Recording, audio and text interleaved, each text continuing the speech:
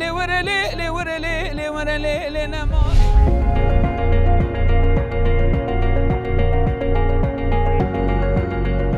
قلب سرد و بی احساس، من همیشه توی اتاق سرد بیروح در حسرت و شب.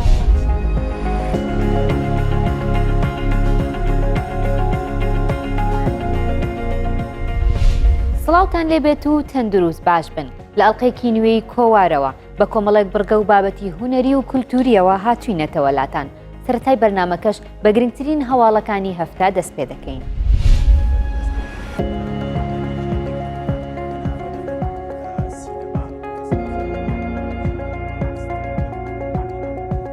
لە شاری هەڵەبجە و لە ڕێوڕسمێکدا کتێبی ڕێچکەی لی ستراسبێرگ لە ڕاهێنانی ئەکتەردا بڵاوکرایەوە و لەلایەن وەرگێڕی کتێبەکەوە دکتۆر سەردار مەحموودی شانۆکار واژۆی لەسەر کرا. ناوەڕۆکی کتێبەکە دەربارەی شانۆیە و خوێنەران و ئەکتەران سوودی لێوەردەگرن.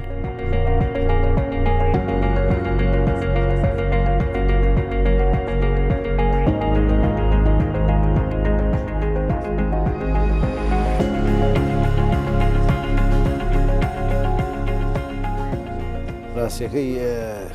کتێبی شانۆی کتێبخانەی شانۆی لە کوردستانە کتێبخانەیەکی ئەوەنە دەوڵەمەند نییە. یەکێک لە سوودەکانی ئەم کتێبە بۆ شانۆکار و ئەکتەرانیانەوانی کە نواندنەکەن وەکو دکتۆر ئاماژەی پێکرد یەکێکە لە گرنگترین شتەکان. ئێمەش وەکو شانۆکار ئەبێ گرنگیەکی زۆر تاو بە خوێندنەوە و کتێبین لەبەرەوەی کتێب سەرچاوەیەکی گرنگە بۆ هەموو شانۆکارێک.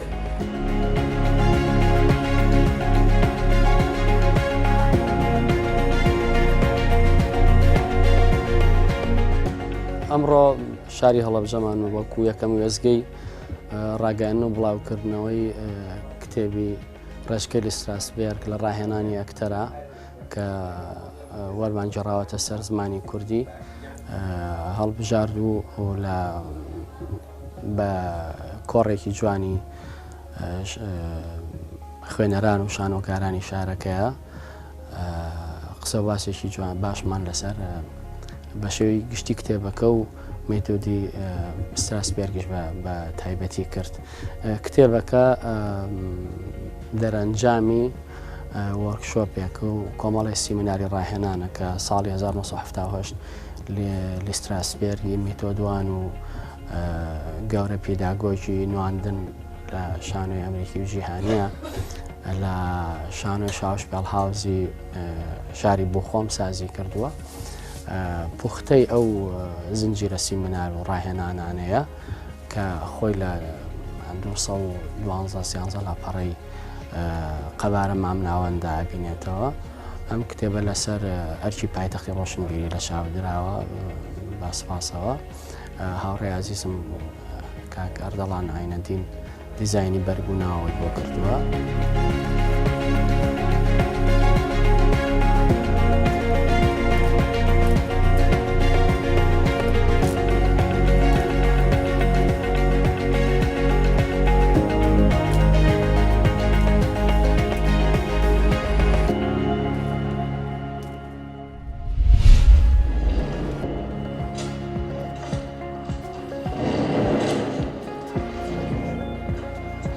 درێژەی کار و چالاکیەکانی ناوەندی لێکۆڵینەوەی ژنۆلۆژی پێرفۆرمانسی شیوەنی خاک لە کارگەی جگەران نمایشکرا. پێرفۆرمانسەکە لەلایەن هونەرمەندی شێوەکار زەهرا دۆغانەوە ئەنجام درا کە تیایدا بە ڕێگەی میوزیک و ڕیتم و وێنەکێشان و ڤیدیۆ گزارشتی لە دووری لە زێدی باوباپیران و ژنبوونی خۆی کرد.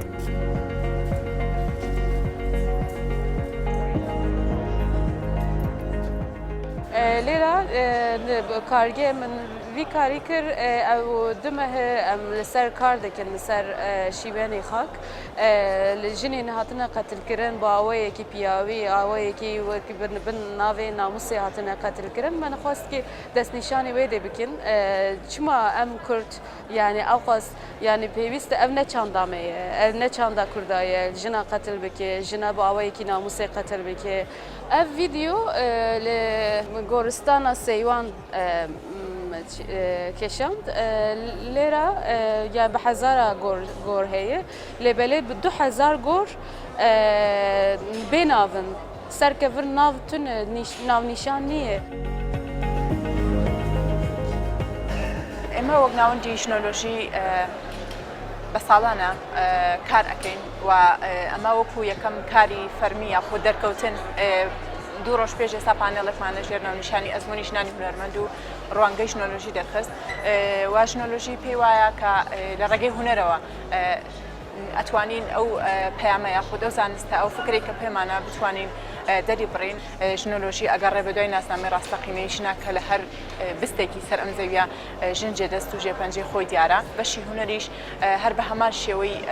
هەموو بوارەکانی تر کە ئامانج لی جوانکردنیشیانە ئامانج لی واتادارکردنیشیانە ژنۆلۆژی بە وەکو ئەرکێکی سەرشانی خۆی وەکو بەرپرسیارەتی خۆی هەوڵی داوە کە ئەم چالاکیە ڕێک بخا بۆ هونەرمەند زەهرە دۆغان.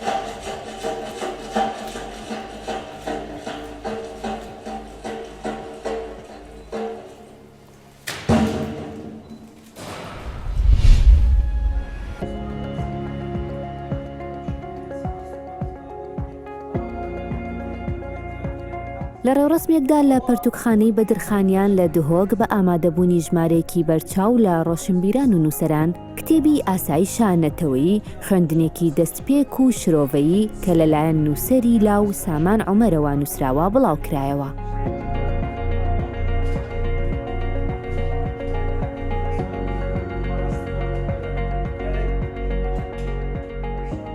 پەرتۆک ژێرناوێ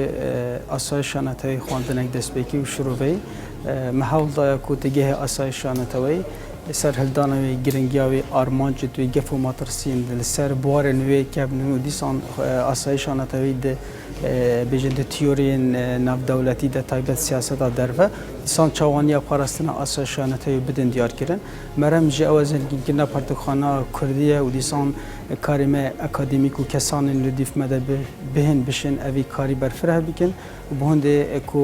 دەسەڵات و جهێن بڕیاری و دیسان کەسانیش دەربەی دەسەڵاتی گەنجان وەکو فەرهەنگێک بدانن بۆ زانابوونا لەسەر ئەوی زانستی.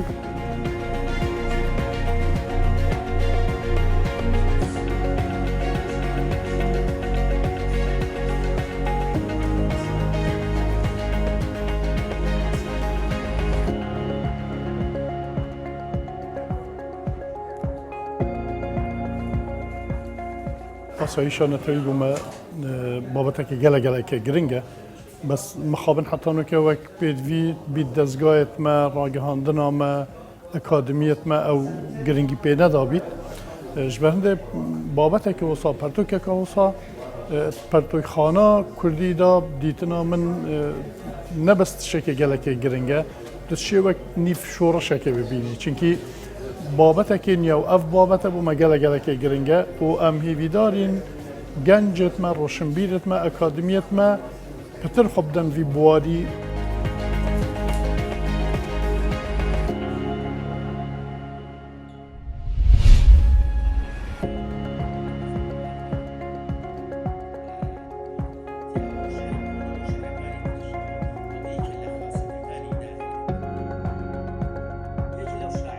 کتێبی شعری وەڕێنەکانی کاتژمێر 25 دکتۆر بەهات حەسیب قەرەداخی لە سلێمانی بڵاو کرایەوە هەروەها بە ئامادەبوونی ژمارەیەک لە نووسەران و ڕۆشنبیرانی شارەکە کۆڕێکی شعری بۆ خوێندنەوەی دیوانە شعریەکە سازکرا.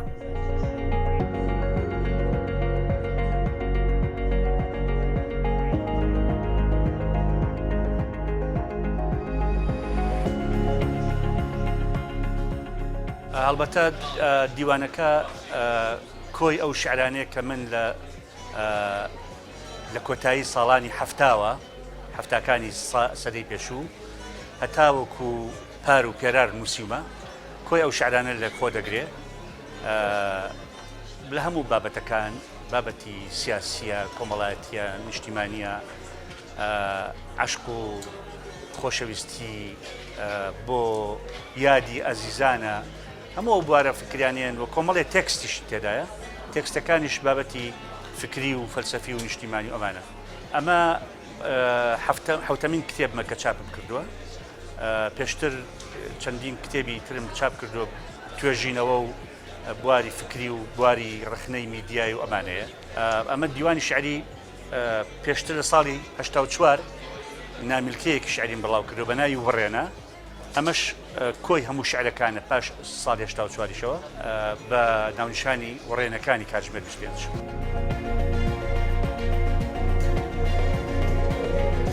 بەبێ پیاسەی ئێوارانی سەرچنار و سەواڵەکە دڵم تەنگە و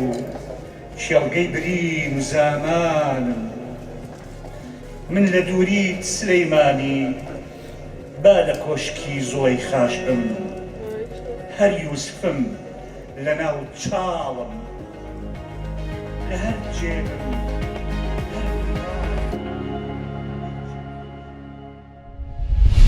عباس عباس لە ساڵی 1970ەوە لە ئەڵمانیا دەژی و چەندین بەرهەمی نووسینی چیرۆک و ڕۆمان و بەسەرهاتی کوردستانی ڕۆژئاوای لە ڕێگەی نووسینەکانیەوە گەڕاوەتەوە هەروەها ژمارەیەک شانۆگەری ئەفسانەی نووسیوە ئێستاش خەریکی بەرهەمێکی ئەدەبی نوێیە و چیرۆکی کوردەواری ئەرشیف دەکات.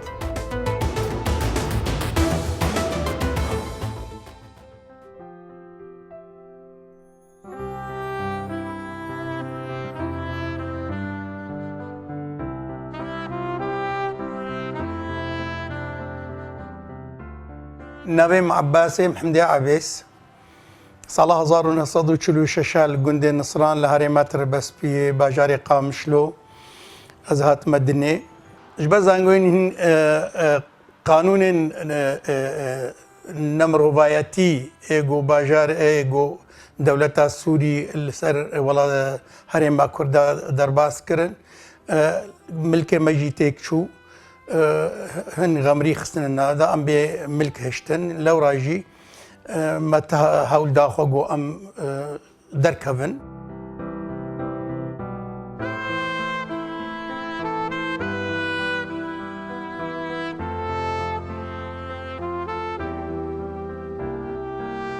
Birasî ême ez û nivîsandinê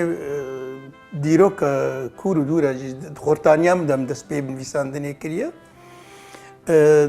Hîn medrese xilas nebûm, dibistan xilas nekiribû, nivîsandêm hebûn, min romaneke nivîsî bû navêna şeştiya şaristaniyê yanî bi erebî dibe Xetîyetul Hedara bi zimanê erebî min dinivîsî. دور چار پنج شانوی ما هبون او شانو جی حتی هال بامنن هال بسته ما هبون کرد چیروکی ما هبون متخصص از وانا بیرود چاپ بکم مخابین رومانا هم هاتون داکرن ما او گرک شانو جیا مناوینا بیجینگ یعنی بعربی غربال دابوی دگو گرک یعنی رخصت بسطنی بوگو درخه جبلا جو بدني دا دستوري بدني دا جو بليزي أذكر ما أذكرتم كرما حبسيت أجي لو راجيم مصون خوار مجوزها بعربي بالنسالم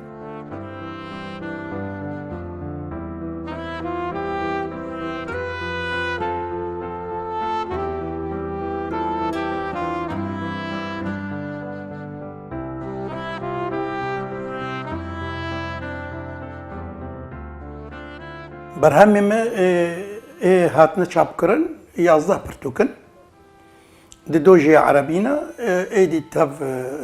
بزمانی کردینا 5 رومانن دو کرد چیروکن و دی شانون دی پرتوکن شانو دو هاتین بیساندن ای عربی جی که یک جی برهمی من گوتارن و کرد چیروکن هلبستن ای گو دی سالات هاتنن بیساندن او جی برايم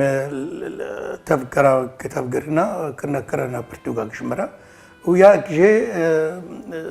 نابينا بعربي مذكرات جوكر او جي كي جيانا مني سياسي قدر باس وياها كرتايم من فيسيا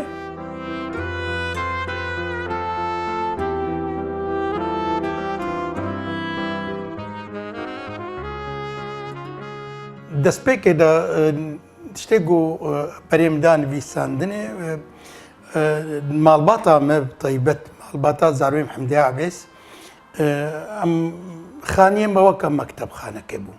ینی پرتوک جەممە وەک باوەڕ ناکەم مەکتەبخانە ئیروها پەیدا بکربانە لەو ڕاژی گەلێکیش من نویسکار دەرکەتن ڕەوشە ملەتی کورد ناو نویساندنێمە تایبەتی کورد چیرۆکێدا و شانۆی دەرباستە بێ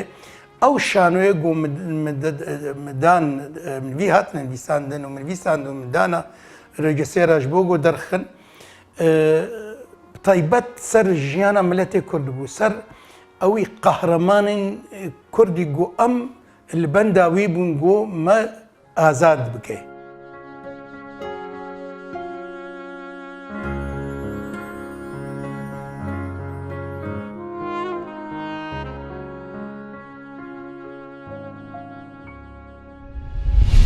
پەرواز عەباسی خانمە شاعیر و نووسەری شاری ورمی ڕۆژهەڵاتی کوردستان سەرەڕای نووسینە کوردیەکانی دوا کتێبی شعری بە ناوی دڵنەوشتە بە زمانی فارسی بڵاو کردەوە. پەرواز پێشتریش کتێبێکی بە ناوی فڕینی چیرۆکەکان بڵاو کردبووە. ئێستاش دەیەوێت ژیانی خۆی و دایکی بکاتە ڕۆمانێک و بە زمانی شیرینی کوردی بڵاوی بکاتەوە.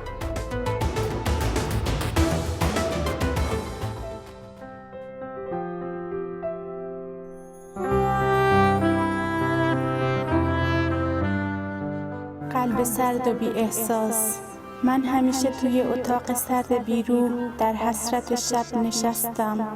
شب و روز در حسرت دیدن عشق خود شکستم من دیگه خسته شدم تو این سکوت با یک کوله بار ماتم اما عشقم اینو بدون توی زندگی همیشه باهاتم شطرنج زندگی بدون عشق تو او کتاب شعر دلنوشته شعر سبک آزادن به ازمان فارسی من نویسیه لانتشارات پانویس تهران دا چاپ بیا مجوز دانمه من رمان خدا نویسیه رمان زندگی خدا چون که مشکل زندگی گله کبون من گه کسی درد دل ندگر ایده من آخاتنیت خود تبدیل شعر رو گیرن و دفتر رو دا نویسی و بینه شعر ارمیه دا گلکی من خواندنا کتیبا نویسندنا کتیبا چون که همه کس نا اینترنت دا من روژه کتیب نویسی گلکاش گوتم تابو چه نویسی کسی حفظلا کتیبانی اما از تخازم موفق بم بو مفتخر گلک مزنه توی پاییز غم‌انگیز سیل اشکام دوباره ریخته در قاب شکسته آخه این حقم نبود که تنهام گذاشتی با یه دل خم زده شده درد و عذاب تو این دنیا دل تو به آب دریا سپردی عشق و زندگی توی این آب و هوا پروندی اولین نفر کتاب خوب و ویراستاری من بر لاله آقای فیصل مجتبی گله کیفای شعر مهاتن از وقت چوی مکتبا خونشان دای گوتم تو خانم اگه محصلمش گوته نه والا گوت کتاب شعری تا گلک جندی هات ننویسین هر اگه بومان گدی ام کتابات ویرایش کن و بداره کنه چاپه مشکل ها تا پیش 4 سال کتابم مال آقای فیصل مجتبی بعد 4 سال روزه که مال دا گود نمت هنده جندی شعرات نویسه تو بوچه کتاب جدید ناچی که من اینا گس آقای فیصل مجتبی آخاتم من گوت کتاب جدید از چیتیم ده هاریکاری من که گوت کتابا تا یا 4 سال پیش نهدا تا این آلاله من گوت حاضر آماده چاپیه بومن وکا معجزه اکی بود چون که کتاب 10 سالش پیش هنگی دام نویسی بود جناب پاکسرشت گوتم زندگیات ادبی در رمان اک بنویسه گلک طرفدار رمانش هنه مش گله علاقه نویساندن هیا مش شروع کرد من نویسیه انشالله بو 1-2 مانگی دی از رگم بهتر چاپی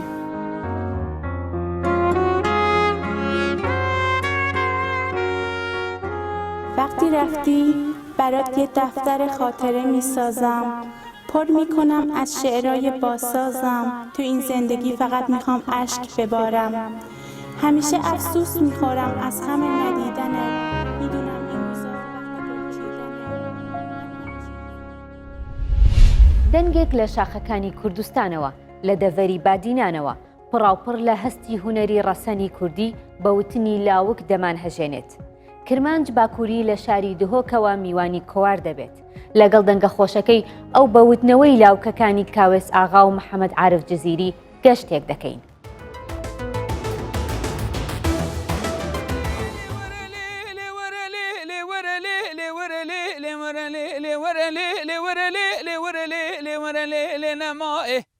حبسيت بيان خذ دلي مقلكي وانا قنش خليل كرما مجولاتي غريبان وغربتي قلكي نخوش زرابم نفينا رايخم قس خنسيلا ناس بالي فادين ما برفاله وزير رابم بازنيت خبش كير مجبو اسبي قنش خليل بكم انا على خزما باز ياخذ خم جربك ما هوردا بزمار بسكيت خب برم سرش ما اسبي قنش خليل بكم هذا خدا رفسار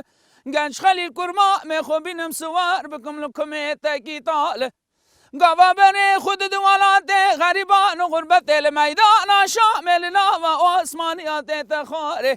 بري برا كسل ومال بسمامه منكم نبي صارك كردان چندي بكار وبار نما انا ما انا ما انا ما انا ما انا ما انا ما انا ما انا ما دپا اشو گنج خلیل کرما میخوا نمی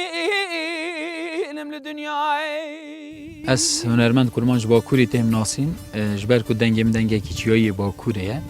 تیم نیاسین اول کار من یه هنر 25 سال سر و در باز سر بورین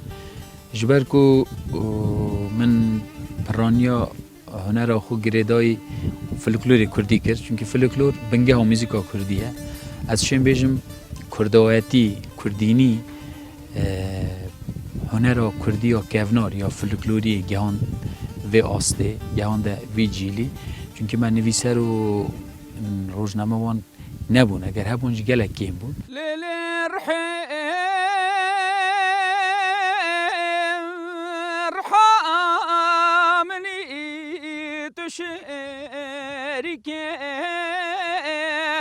عمري مني تشلك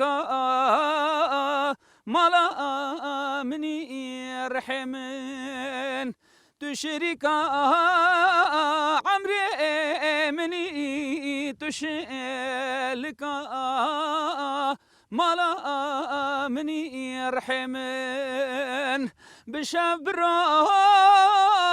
واسخاو ناكم خيمي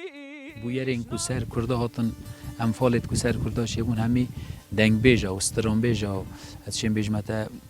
وک فولکلور گهاندن اینان دخسنه به آسته جبو من جبرنده گله گرینگ بو اجی ویری کی آنجی ویری چه بردوام مترسی سر فولکلور کردی گله که خاصا لباشوری کردستانه مترسیه که زیده و هی سر فولکلور کردی سر هنر کردی چونکه اوجیلیتن یه دوری هنر کردید که دوری فولکلور کردید که بتن ابش خطرک مازن از وک هنرمند اکید بیجم خطرک مازن سر هنر کردی فولکلور کردی هایی مهاجرم خلق اجلاب که خودور کرم از کوچرم مهاجرم خلق اجلاب که خودور کرم برمدان چالاچیا بواره غریبیه برم یعنی از شیم بیجم هندی جی کردلی ازی چویه ازی چوم مثلا کامچات که لسر سینور امریکا و نوبین روسیه و امریکا کل اقیانوس 4 کیلومتر بین بگینه کس حتی ویریجی چوم دسترام بیجت می مثلا کاویس آقا ایکش هوایت آمنه یعنی از گله حاجت کم استرانه توی نکو کمن نیکربد او خون نی نجی چون که تی کیش ساعته کیش گوید گوی خوده هر وکی تازه هات یک گوتن ج فولکلوری دور نکوین یعنی هندی میت هی امت صرف تکن دو اف هنره نمریتن و ویدارم کو جی پیوندی دار جی هاریکاریا هنرمندین کو هنر کردید پاریزن شیرین تو یام بای هر دم لبر چاوم بای خوازی شیرین تو یام بای هر دم لبر شاوم بای یا منو تد خواست ببا هنگه چد با بلا ببا هنگه چد با بلا ببا هنگه چد با بلا ببا تارکۆفسکی دەڵێت پرۆسەی فێربوون بە مەبەستی بیرکردنەوەیە، بەڵام هونەر بە مەبەستی قوڵبوونەوەی هەستە. بمێنن با خێر و خۆشی.